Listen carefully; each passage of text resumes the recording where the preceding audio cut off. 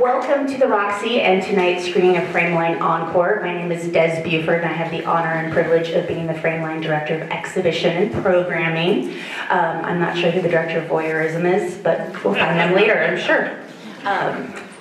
Folsom joke. Anyway, we are so excited to be bringing you year-round, fun, fresh, sexy, provocative, powerful LGBT cinema year-round here at the Roxie. This is a very special sneak preview, work in progress for him tonight. So please help me welcome to the stage the wonderful Mike Skiff.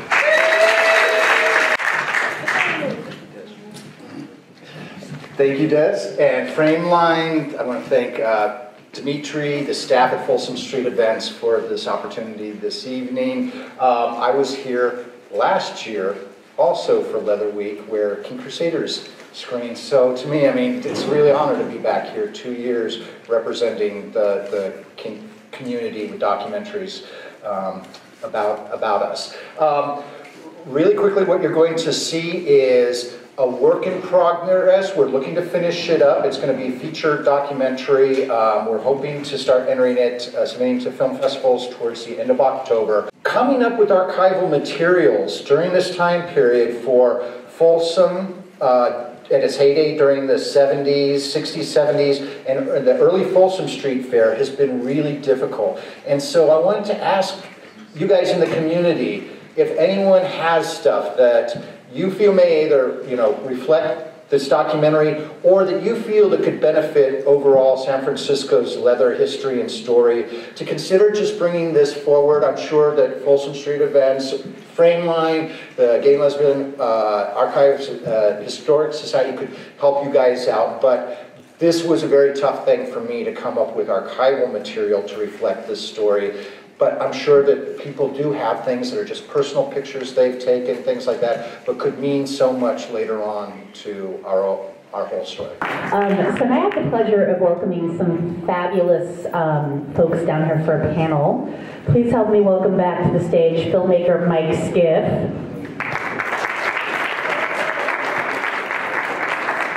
An amazing leather anthropologist and scholar, the wonderful Gayle Rubin.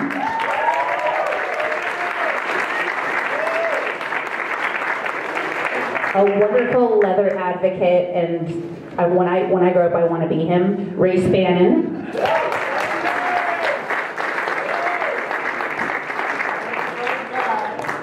A fantastic former Folsom Street Fair board member, Paul Lester.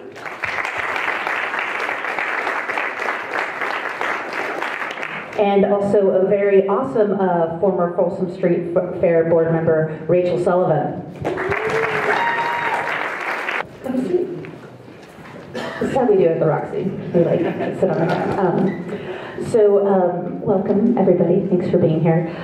Mike, I'm wondering if you could just start us off with telling us how you came to this particular project or how the project came to you. I know we've seen many leather docs over the year, including your King Crusaders, which focuses on IML in Chicago, but we haven't really seen one that focuses on the history of Folsom. So tell us a little bit about it. It came from Lauren at Leatherati, passed on a note that Folsom Street Events was asking for directors to put their hats in the ring for consideration for doing a Folsom Street documentary, considering that it was going to be coming up on 30 years. And it just seemed, I was really grateful as an LA filmmaker to have been selected to tell a San Francisco story, and along the way I've been incredibly committed to not telling really the outsiders or tourist story, but telling the San Francisco story. And I hope I got that right. But so that's, I'd say that's how I came to the project. Yeah, I got selected, we were very honored that it happened, and so. Gayle, we saw a glimpse of the early days of Folsom Street Fair, its origins, the history of the Bay Area leather community. I'm wondering if you can tell us a little bit more about your research, and specifically, I'm curious about how this all came to be. I mean, I know you touched about it a little bit in the film, but there just seemed like such a robust leather scene that it was kind of almost like leather fantasy land in Soma. So can you tell us a little bit more about that nexus and how that all came together? Yeah, it's an interesting question, because one thing that is the case is that the San Francisco leather community was not larger, was not the largest in the country, wasn't the, certainly New York and LA and probably Chicago were all bigger. During the period of leather's emergence, which is really after World War II, in the late 40s, early 50s, San Francisco is the fourth largest metropolitan area, and we kind of are the fourth leather community to emerge. New York and LA are earlier, and then Chicago, and then San Francisco. So it's interesting how San Francisco got the particular kind of character that it did.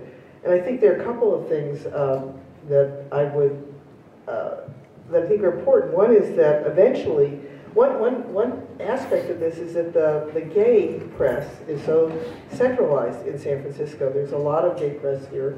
So local events and local institutions really get a lot of publicity. And another is just the characteristics of the neighborhood. The way leather is distributed in urban landscapes really varies in these places. New York's leather settlement is very similar to the one here. A lot of it is along the old industrial strip on the west side near the docks. The early leather bars were mostly sailors' bars there.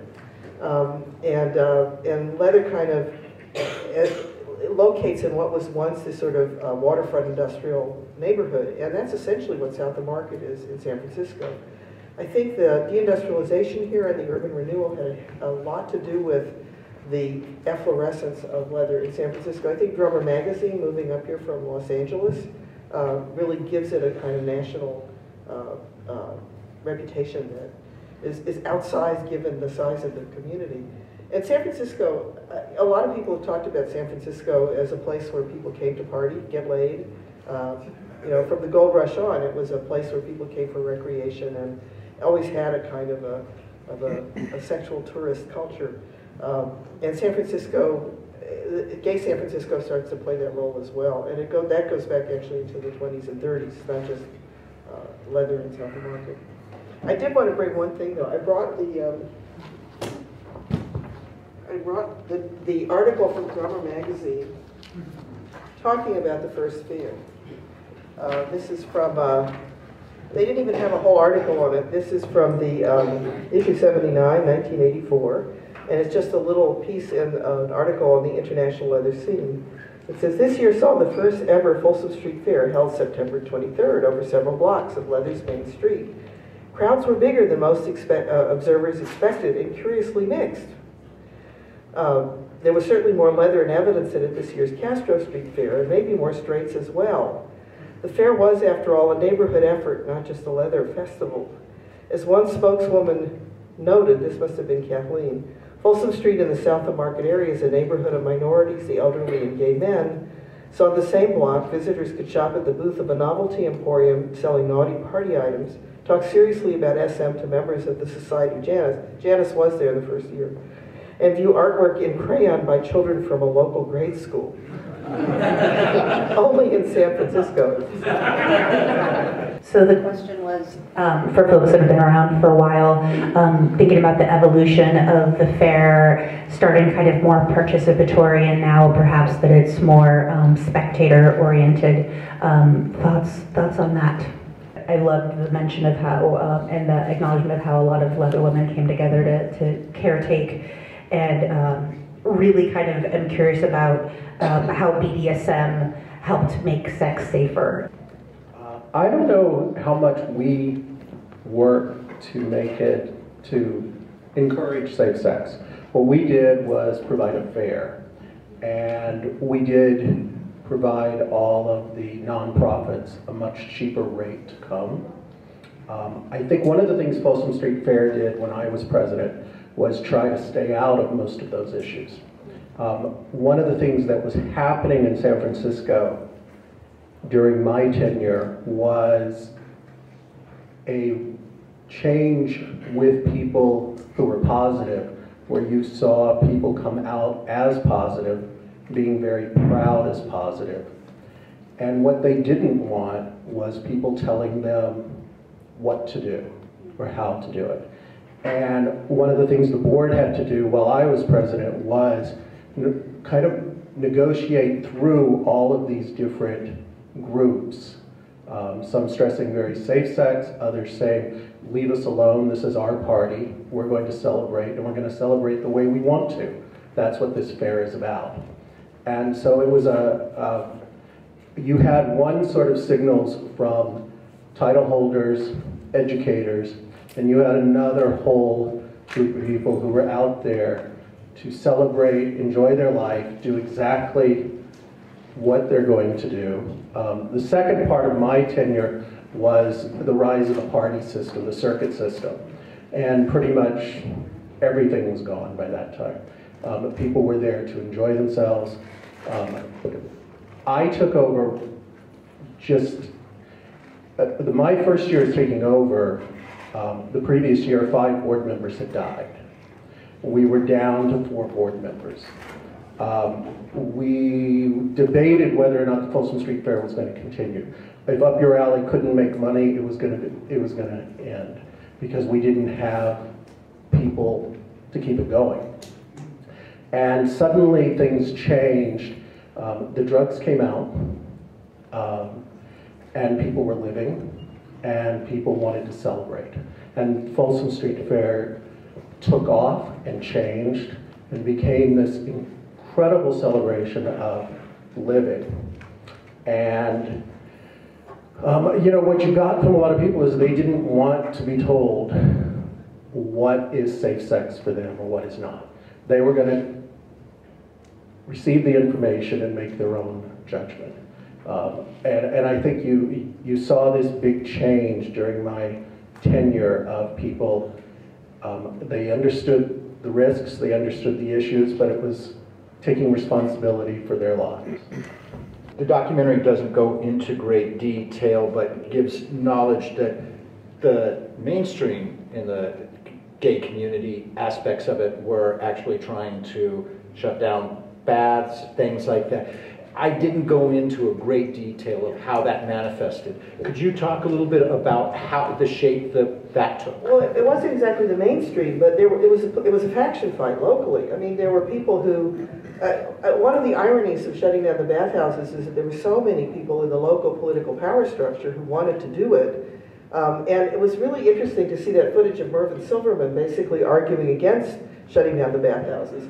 He initially was opposed to it. There was just the political tsunami to shut down the bathhouses really grew. And there were people like Randy Schultz, who wrote for the Chronicle, who made this a personal crusade. There was a dispute, I think, between some of the gay Democratic clubs here that split on the issue of bathhouse closure, so that was another little faction fight. Mayor Feinstein finally really said, we're going to close the baths, basically. And if you look back at the gay press at the time, there are people, it wasn't the mainstream versus the outsiders. It was a faction fight about basically closing the bathhouses versus safe sex. That was a lot of the content of the debate. And Silverman said that. He said it doesn't matter where people are doing it, what matters is what they're doing. That was one approach to the epidemic, and the other was, oh, these are just cesspools, let's get rid of them. And I just thought that was so ironic, because you go to the opera, and you know, people have heart attacks at the opera. They have health problems at the opera. There's a little, there used to be, I don't know if it's still there, because I haven't been in years, but a little infirmary downstairs in case people have health problems at the opera. This was also, you know, the period when the Lipizzaner stallions were dying from some virus, and there was all this concern about save the Lipizzaner stallions. But the bathhouses just didn't have that kind of status. So they were dispensable. You could get rid of that.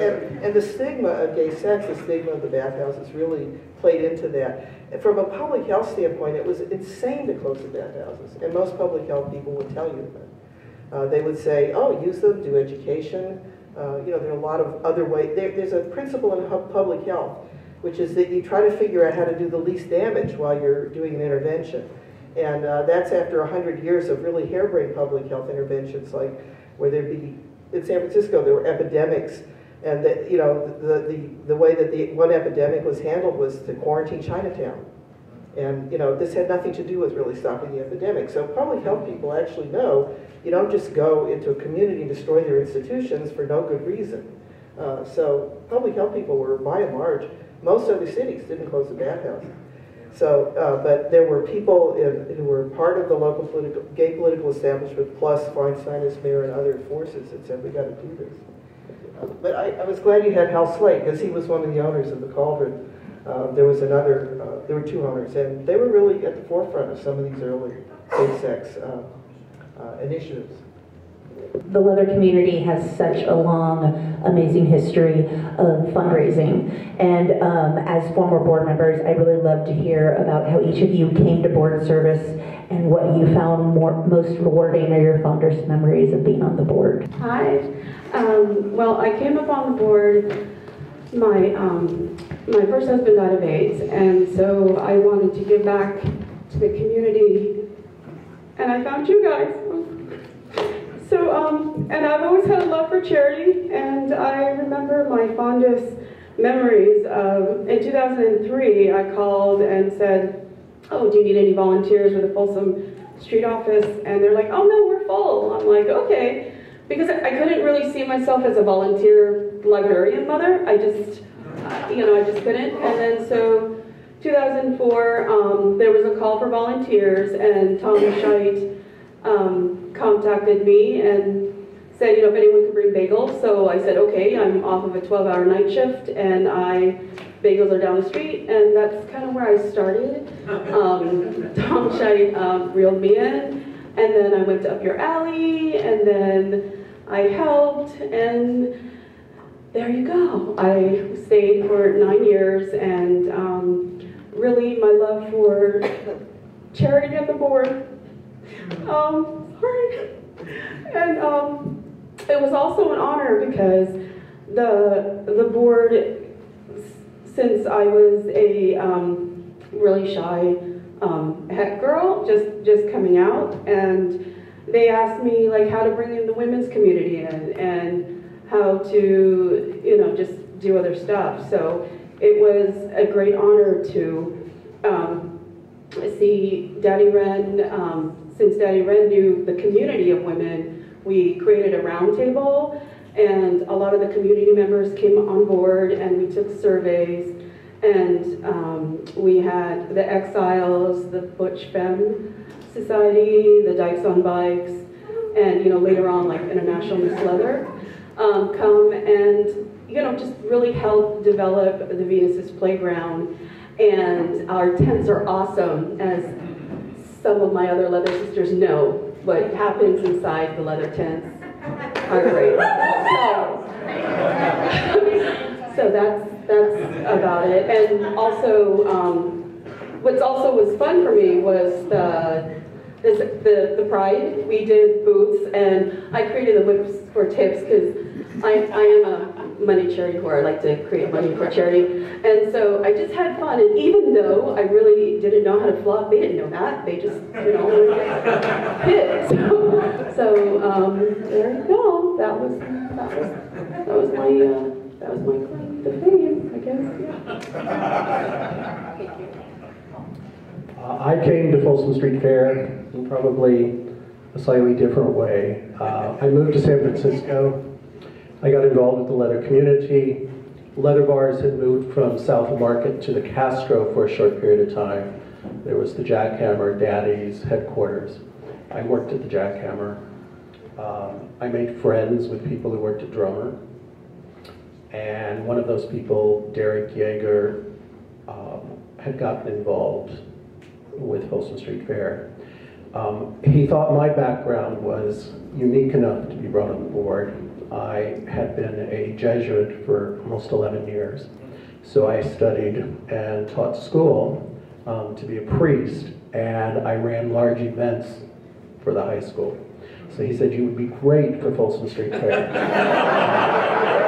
And I will say that the leather community is not much different than 100 180 16-year-old boys. They all kind of think the same way, and they tend to think with their cocks most of the time.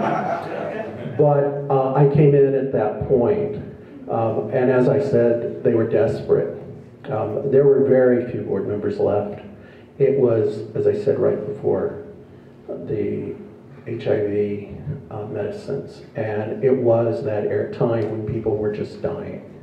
We came on, as I said, they were wondering if we were even going to keep it. I think the person who succeeded me, Bob Goldfarb and Demetrius here and the board members, they would laugh at the thought that they held back the first year I sat on the board $3,000 to be the seed money for the following year.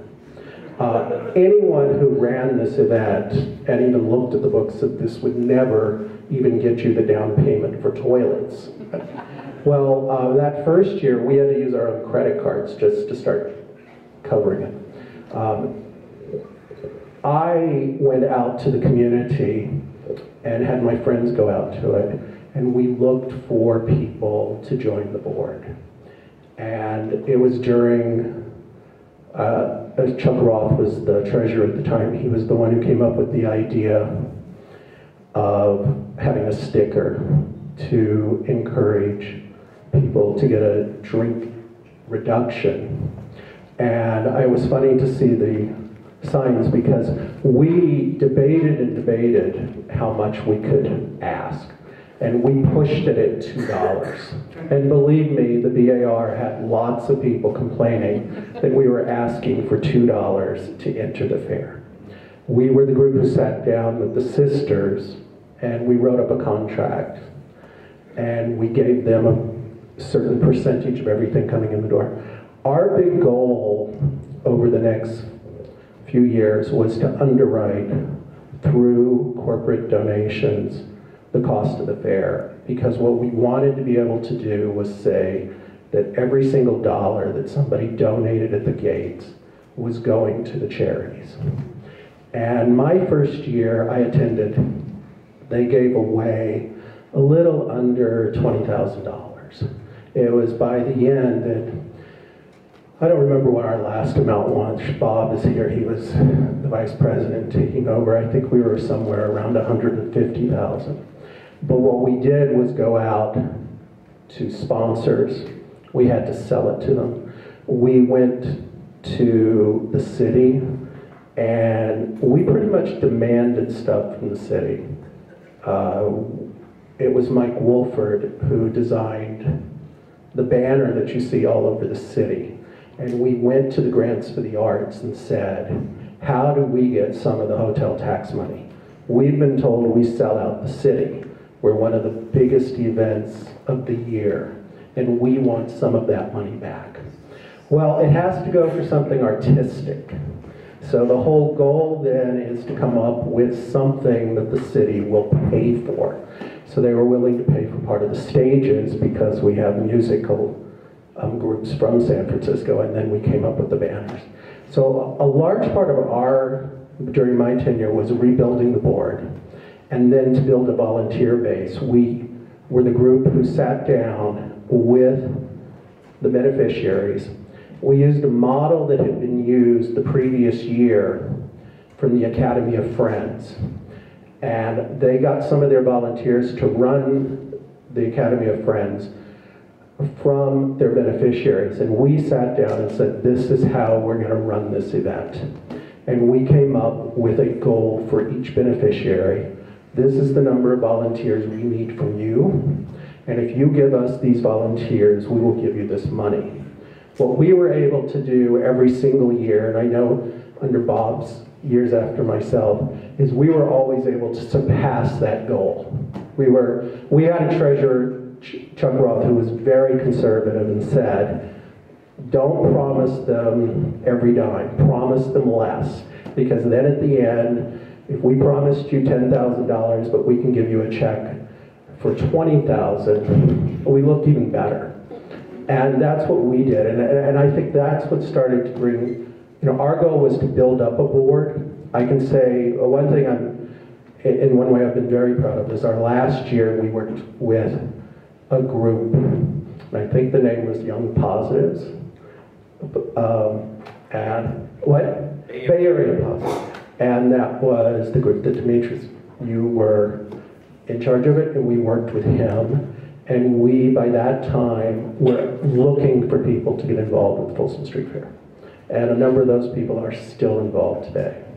It's very hard to have a lot of participatory with the size of the crowd we have today. One of the things that did get it more participatory is we used to tell groups, do something fun. Have somebody getting whips. One year I worked for a bar and we had one of those hammer things that you hit the bell. And just to raise money for an organization, well, people loved it when one of the sisters could ring the bell each time, and every one of these muscle daddies could not even get it up halfway. But it was also a strange occurrence that started happening was when, and Race may be able to speak to this, there was a period of time where the word inclusiveness was incredibly important in every leather title holder speech, in everything you read about. And it happened. Folsom Street Fair moved from being the dirty little secret, which attracted a lot of people to it. It was underground in a way. The leather community was underground, and a lot of people enjoyed that too. We were accepted. And I used to get calls and letters saying, why are there so many straight people with strollers walking down the streets? And I would have to answer them, this is what you wanted. You wanted to be accepted just as you are, and you are. No one's making any judgment. They're coming to enjoy it with you. They're not laughing at you. They are enjoying it.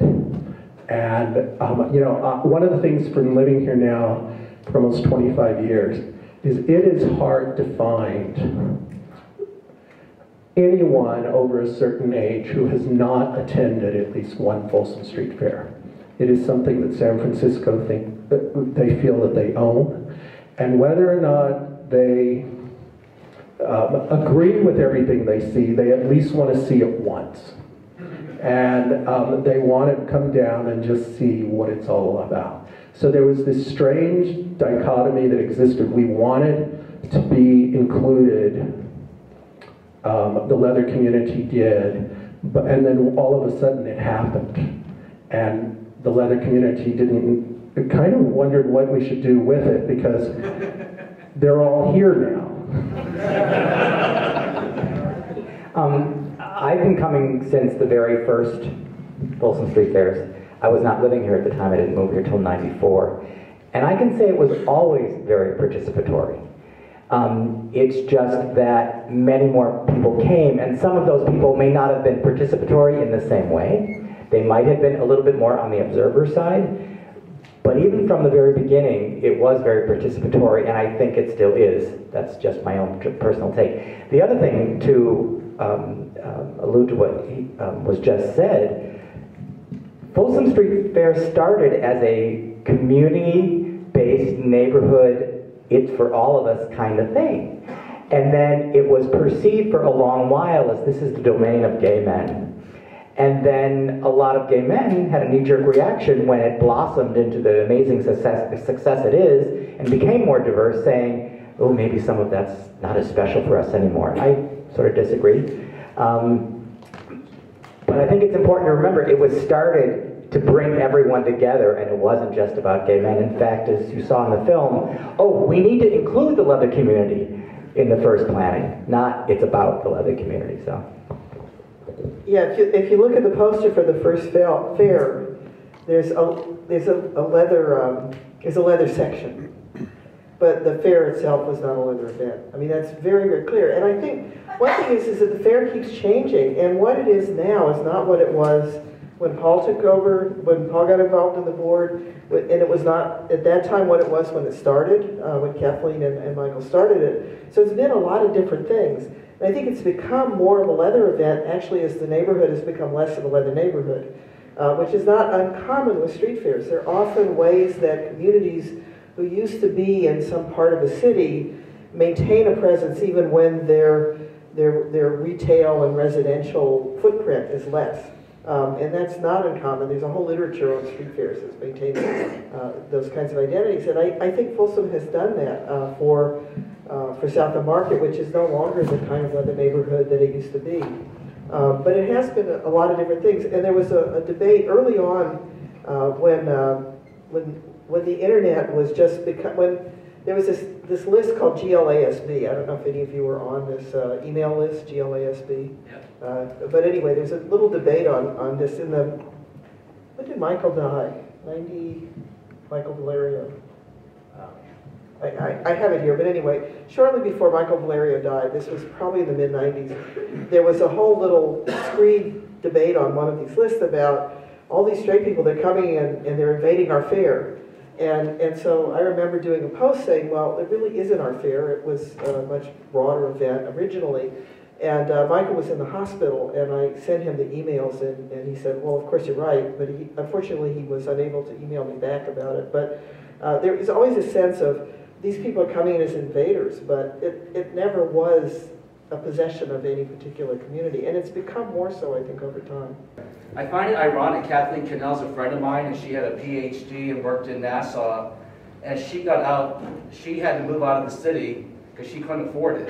And there she was leading the charge against gentrification. And now this neighborhood we're in tonight is probably one of the hardest hit for gentrification. We're 30 years later, and it's probably the worst housing crisis in the city's history. So I'm just taking it all in, wondering, probably Gayle, you might have the best perspective. It seems as the fair has grown and changed, the numbers got bigger, and as a community we seem to be focused more on raising money for charity, for the most needy, and in general, but we've lost the politics to try to preserve housing. And I worry about like young leather people or young LGBTQ people in general ever getting here as a refuge anymore, because it's just so darn expensive. So I kind of just think, do you think people want to come to these big events like Pride and Folsom for the party, and then we try to raise money with it to be do-gooders and make it acceptable? What happened to the rural politics? Well, I mean, that's where to start. It was the last question. This could be a whole night. But, I think part of the problem is the linking of these things in a particular way as if they're all kind of, they're sort of causally related. The size of the fair and the ability that it has to donate to community institutions is not a consequence, some negative consequence or directly related to the increasing cost of housing in San Francisco. The cost of housing in San Francisco and the upscaling real estate here has been a huge problem really going back for decades, and it was part of what started what was part of the impetus for the fair was this whole issue of what was going to happen to this neighborhood and whether it was going to be able to maintain itself as a real neighborhood where lots of kinds of people could live versus these plans of, if you look at San Francisco look at San Francisco, South of Market, Folsom from like 5th down to the Bay. And that's a new city that wasn't there 30 years ago, of very expensive, high capital investment construction. And it was that wave of development that Kathleen and Michael really saw coming and were trying to do something to stop. Now, we haven't really been able to stop that, although Western Soma has maintained itself much better than a lot of other neighborhoods, and that's another whole story. But the other thing I just want to say is that gentrification is a funny term, and we tend to use it for all upscaling. And we lose a sense of scale. One Rincon Hill is not a gentrification project. That is billion-dollar private urban renewal. And Moscone Center is not gentrification. That is, a kind of publicly partially publicly funded urban renewal. All of that looks really different than, say, Alamo Square, which is a classic kind of gentrification area. So the upscaling is a much bigger process that's been going on in cities like San Francisco. Manhattan has got similar problems. My friends in New York tell me that there's virtually no leather institutions left in New York and Manhattan because of, again, the price of real estate. And this is a problem not just for leather populations or gay populations, but for the whole city. And it's a big discussion that I wish, you know, we were having more of, that in fact Kathleen and Michael were really trying to have back in '84. But that's a separate question at this point, I think, from what the fair is doing. And I think those need to be disentangled. You're not going to solve the housing crisis in San Francisco through anything that Folsom Street Events is doing or Pride is doing. These are really different topics. Thank you so much. Thank you for coming. Enjoy the rest of Leather Week and happy 30th anniversary, Folsom.